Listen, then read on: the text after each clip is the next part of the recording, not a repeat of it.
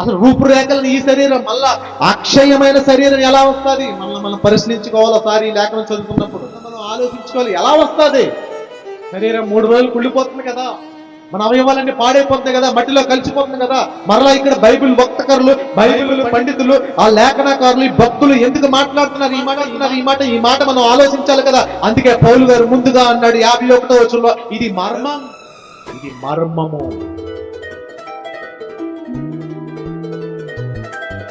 ఇదిగో మీకు ఒక మర్మము తెలుపుచున్నాను, మనమందరము నిద్రించము గాని నిమిషములో.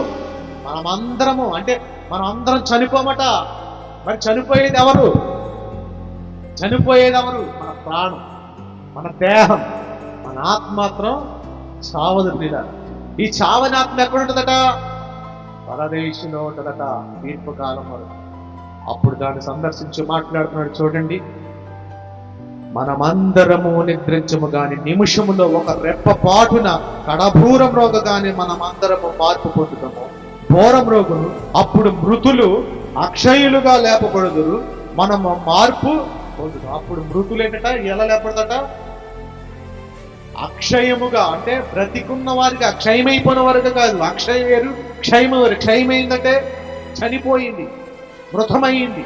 అక్షయం అంటే బ్రతుకున్నది, జీవిస్తున్నది. అంటే చనిపోయిన వారు మరలా బ్రతుకుండడం ఏంటి? ఆ నిమిషంలోనే మనం బ్రతుకుతామట. ఆ నిమిషంలోనే మన గెలుపట. మరణాన్ని ఎదిరించిన వారు అవుతామట, మరణ ముళ్ళుని విరిచిన వారు అవుతామట. ఆ ప్రభువు చూపిన మాదిరి, అపోస్తులు చూపిన మాదిరి, పౌలు చూపిన మాదిరి మనకు కూడా ఉందని ఇక్కడ భక్తుడు మాట్లాడుతున్నాడు. ఎవరికట? మనకు కూడా. మనం పవిత్రులమా ఉంటాగే, పరిశుద్ధులమా ఉంటాగే.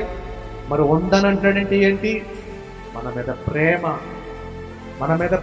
మన మీద ఆయనకి నమ్మకం. అంటే ఎలా అంటే లోకంలో మనం ఎలాగ మృత్యుపు లోకంలోకి వెళ్ళిపోయినా, పాపపు లోకంలోకి వెళ్ళిపోయినా, దేవుని విసర్జించి తిరిగినా, మొదట మనం చదువుకున్నాం కదా, మిమ్మల్ని విమోచింపువాడను నేనే, మిమ్మల్ని రక్షింపువాడు నేనే, అగాధ జలము నుండి ఎత్తుకొని పట్టుకువాడును నేనే, ఆ వెలుగులోకి తీసుకెళ్లేవాడని నేనే, ఆ పరలోక రాజ్యమునకు వారసులుగా చేయవాడు నేనే.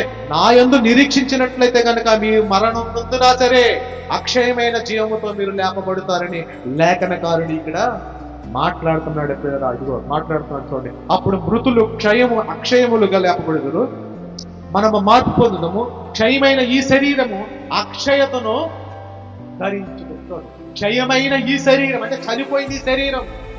దీన్ని సమాధిలో పెట్టారు, పూడ్చారు, ఏదో చేశారు, దహనాలు చేశారు, అన్ని చేశారు. మళ్ళా నాశనం అయిపోయిన ఈ శరీరం, అసలు రూపురేఖలను ఈ శరీరం మళ్ళా అక్షయమైన శరీరం ఎలా వస్తుంది? మనం పరిశీలించుకోవాలి. ఒకసారి ఈ లేఖనం చదువుకున్నప్పుడు మనం ఆలోచించుకోవాలి, ఎలా వస్తుంది? శరీరం 3 రోజులు కుళ్ళిపోతుంది కదా, మన అవయవాలన్నీ పాడైపోతున్నాయి కదా, మట్టిలో కలిసిపోతుంది కదా. మరలా ఇక్కడ బైబిల్ వక్తకరులు, బైబిల్ పండితులు, ఆ లేఖనకారులు, ఈ భక్తులు ఎందుకు మాట్లాడుతున్నారు ఈ మాట మనం ఆలోచించాలి కదా. అందుకే పౌలు గారు ముందుగా అన్నాడు 51వ వచనంలో, ఇది మర్మం. ఏమన్నాడు? ఇది మర్మము. మర్మము అంటే రహస్యం, అద్భుతం, వండర్.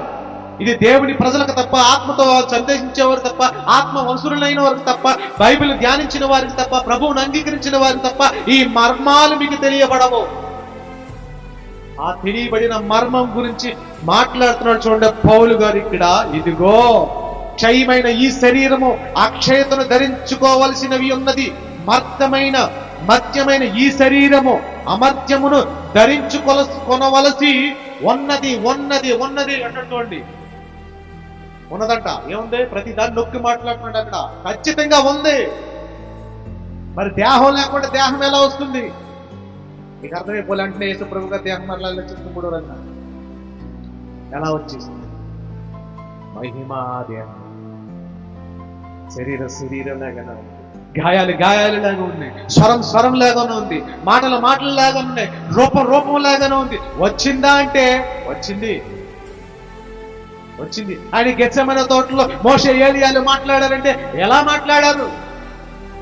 సమూయేలు సౌలుతో మాట్లాడారంటే ఎలా మాట్లాడారు? చనిపోయిన తర్వాత భక్తులు దేవదూతలు వచ్చి మాట్లాడారంటే ఎలా మాట్లాడారు? ఆత్మవశులై మాట్లాడారు, ఓ రూపాన్ని ధరించుకుని మాట్లాడారు. ఆ రూపం నీకు నాకు ఉంది, అదే అమధ్యమైనది, అక్షేతమైనది. ఆ రూపం నీకు నాకు ఇవ్వడానికి దేవుడు సంసిద్ధంగా ఉన్నాడు. శ్రమొచ్చినా, బాధొచ్చినా, హింసొచ్చినా, ఏమొచ్చినా, శత్రువులు ఏమైనా సరే మిమ్మల్ని నలిపేస్తున్నా సరే, ఇరుగు పొరుగు వారు మిమ్మల్ని నిందిస్తున్న వారు సరే, వీటి కోసం మీరు నిరుత్సాహపడకండి, వీటి కోసం మీరు ఆలోచించకండి. మీరు ఏదైనా ఆలోచించాలంటే ఆ చివరి మరణంలో గెలవడాని గురించి ఆలోచించండి. అది మన నిత్య జీవానికి వెళ్ళే మూల మెట్టు, అది మొదటి మెట్టు. అది ఇవన్నీ కామనే, అన్యుడికి ఉన్నాయి, మనకి ఉన్నాయి, పాపాత్ముడికి ఉన్నాయి, పాపం చేసేవాడికి ఉన్నాయి, పరిశుద్ధుడికి ఉన్నాయి, లోకంలో అందరికీ ఉన్నాయి ఇక్కడ. కానీ ఇది కాదు, ఒక డిఫరెంట్.